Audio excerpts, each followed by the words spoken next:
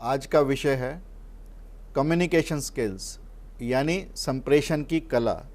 हम कैसे अपने विचारों को दूसरे व्यक्तियों तक पहुंचा सकते हैं और इस कला को सीखने के लिए आज कुछ हम चर्चा करेंगे।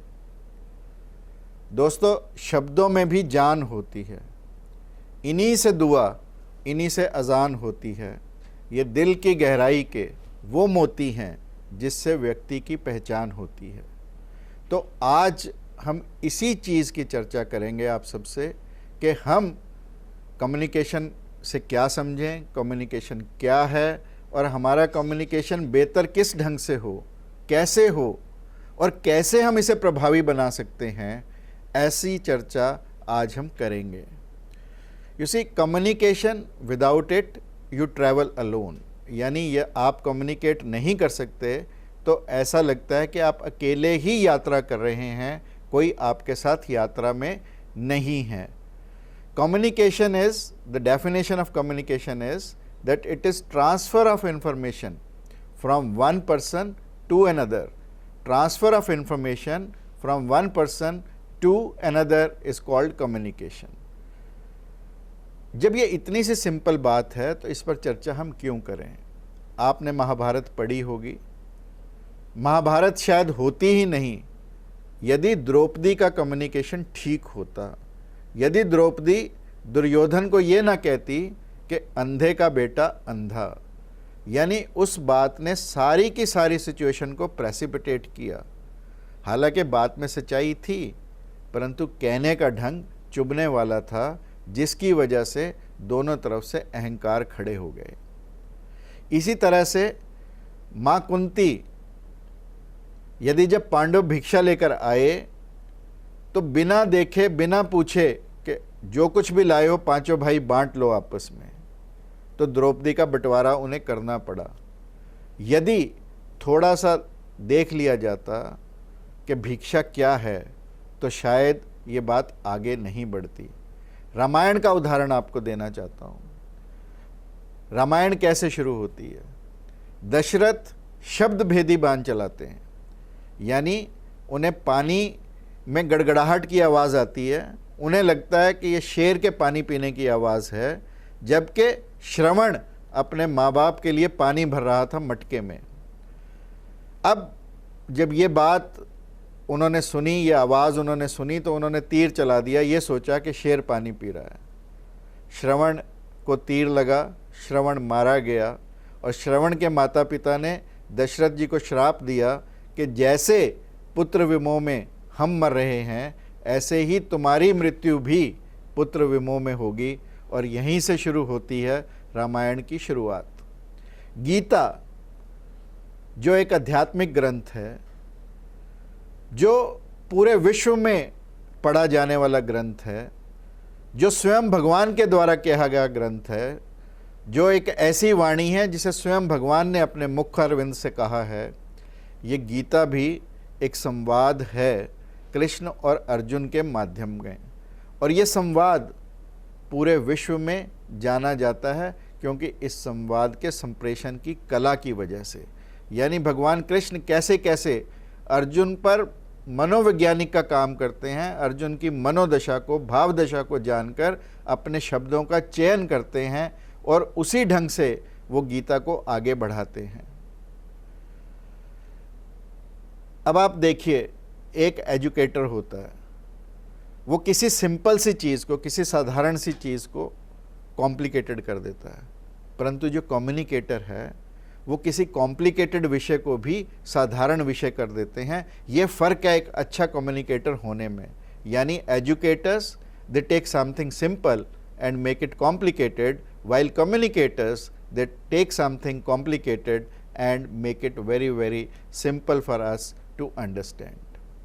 आप देखें, हमारे राजनीतिक क्षेत्र में देखें, श्यामा प्रसाद मुखर्जी, दीनदयाल उपाध्याय, अटल बिहारी वाजपेयी, लाल कृष्ण आडवाणी और अब नरेंद्र मोदी, इन सब में कॉमन क्या है? What is common in them?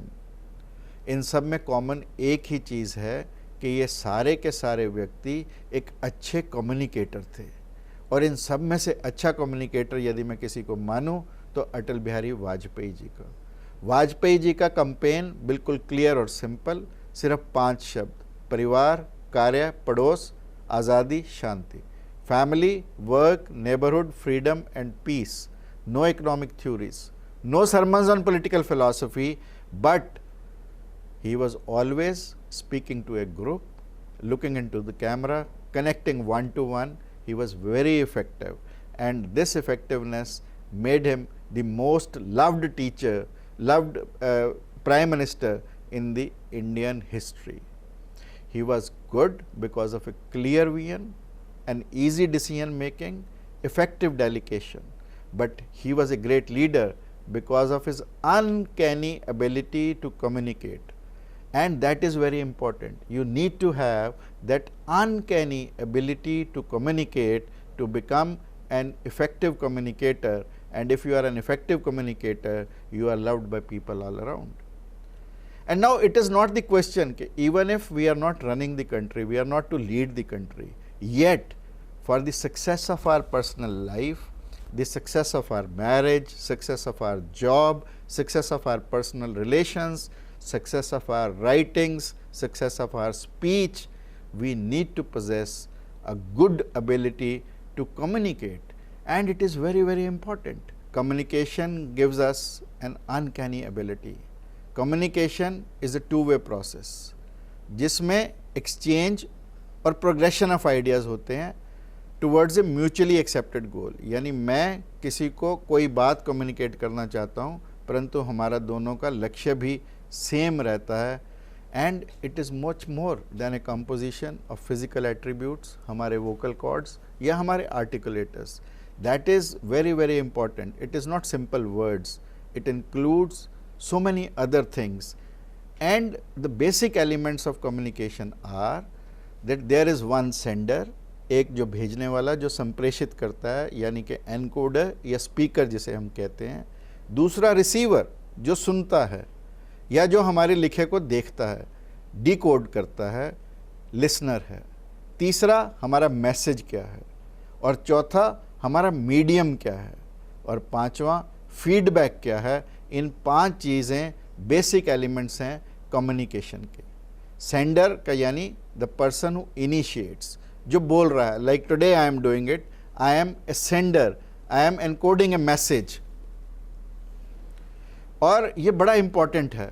दूसरी तरफ रिसीवर होता है। रिसीवर यानी डीकोडर या लिसनर, वो मैसेज को रिसीव करता है, उसको डीकोड करता है, और उस डीकोड के करते करते वो हमें दोबारा से रिस्पॉन्स देता है जिसे हम डीकोड करते हैं फिर से। यानी देयर इज़ ए सेंडर जो अपने आइडिया को एनकोड करके लिसनर तक पहुंचाता है, लिसनर पहले उसे डीकोड करता है, फिर वो उसे एनकोड करके सेंडर के पास अपने रिप्लाई या रिस्पॉन्स की भाषा में भेजता है। सो ये कम्युनिकेशन का मेथड है। There is an initiator, there is a receiver, and तीसरी चीज़ है मैसेज।